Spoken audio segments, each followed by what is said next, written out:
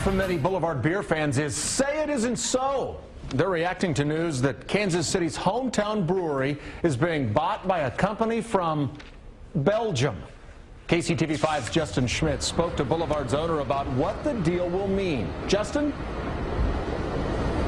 Well, hey, Brad, yeah, Boulevard fans shouldn't be too worried, at least according to the founder here. He says Boulevard will continue to be Kansas City's beer despite the sale to Belgian brewer Duvel Mootgat.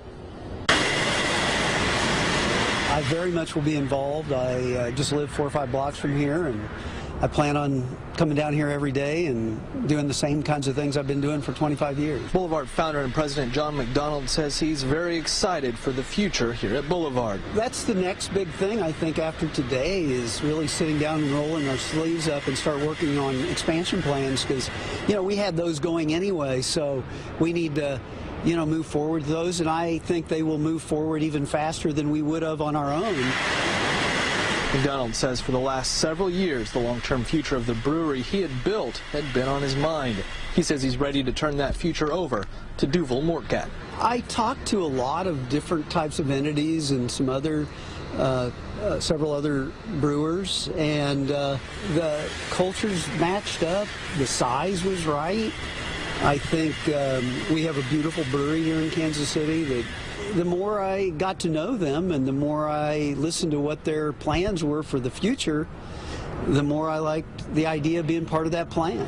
McDonald will still own part of the company and be involved in day-to-day operations. Really what we realized and what's made the United States the greatest brewing country in the world is this idea of sharing information and brewing ideas and collaborating. And now we'll be doing it with a 141-year-old brewery that was iconic 50 years before Boulevard even existed. Now, McDonald told me tonight he plans on celebrating by having dinner and probably a beer or two with Michelle Mootgat, the CEO of Duvel. We are live in Kansas City, Missouri tonight. Justin Schmidt, KCTV5 News. Google is happy to show off all the neat things you can do with gigabit internet service, but the company isn't saying yet when anyone will actually get online. The first wave of neighborhoods have until September 9th to sign up. Then the company will announce when it will flip the switch. We'll have a future rally which will include Kansas City north of the river and south of the central ring where we are right now, and then we'll also at that point include those 3 new neighborhoods. But before any Johnson County residents can get Google Fiber, some details need to be worked out. The city councils of those 3 cities need to approve the agreement. They all have meetings this week. Pending that approval, we'll add them to a future rally. Are there any areas that you feel like are really challenging for you? The KU Medical Center already has ultra-fast internet, and they're using the Google Fiber showroom to showcase what the future of telemedicine could look like when patients have gigabit speeds at home. They can check people's blood pressure, they can look in their eyes, their ears, their nose, a lot of the stuff that would happen in a real clinic. Today, dietitians are doing online consultations with people in the fiber space. They say the quality picture and sound makes it easier to connect with a patient. You can build that rapport and you can actually have a dialogue instead of kind of a stiff, artificial, almost, telephone scratchy connection. You're having a real live one-on-one connect with the people. But if you live outside the planned fiber neighborhoods, you'll have to wait before any of this is more than just a virtual reality. We're interested in seeing what the future brings. We do plan definitely to expand our service within Kansas City, Missouri, especially to the folks living north of the river and in South Kansas City, and see where it takes us from there. In Kansas City, Missouri, Justin Schmidt, KCTV5 News.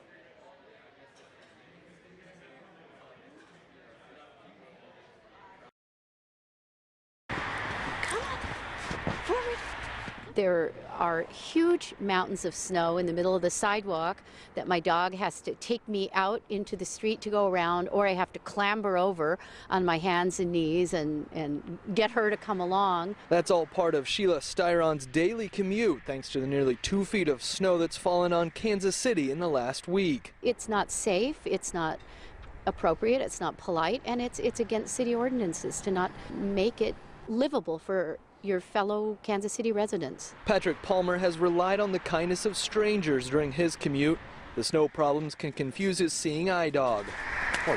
And a lady observed me and she walked up to me and she said, "Are you lost? I said, no, I'm not lost. I just can't figure out how to get where I want to go because of all the pile of snow. City ordinance says property owners must clear sidewalks within a reasonable time. Downtown resident Benjamin Kelly says there's a simple solution. On the main streets where there's a lot of traffic, where it's really not safe to walk in the street, get out there and do your responsibility of clearing sidewalks. Styron says the snow is just a symptom of a much larger pedestrian problem in Kansas City. I just would like the city to wake up and take notice of the fact that if they want to be a forward-looking city that wants to attract, new residences and new businesses, they need to think about pedestrian needs. Whether it's a free lunch or keeping a family connected during a deployment, the USO's mission is simple: supporting soldiers. Place of respite. I mean, and that's what we're doing here in our center, is providing a home away from home. Crystal Tinkey started volunteering for the USO when her husband deployed. For her, the USO was a place to connect with others. The USO became my family when my husband deployed.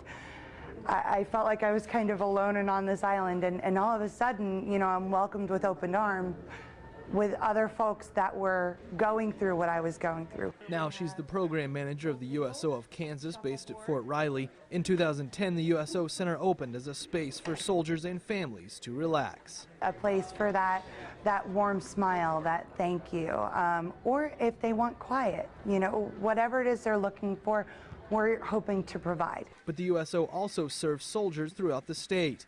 Their very first program, called United Through Reading, let deployed men and women read a children's book on video. The USO then shipped the book and DVD to the family. A wonderful, simple program that we've taken to Fort Leavenworth, Kansas City, all throughout the state to help our deploying troops stay connected with their children throughout the deployment. None of these programs would be possible without volunteers like Jeff Crippen. After being medically discharged from the Navy, he says this is his full-time job. I can't serve as an active duty, so I serve in a different aspect. I support those who are serving. People like Carrie Smith and her son Cameron, who stopped by for a quick lunch.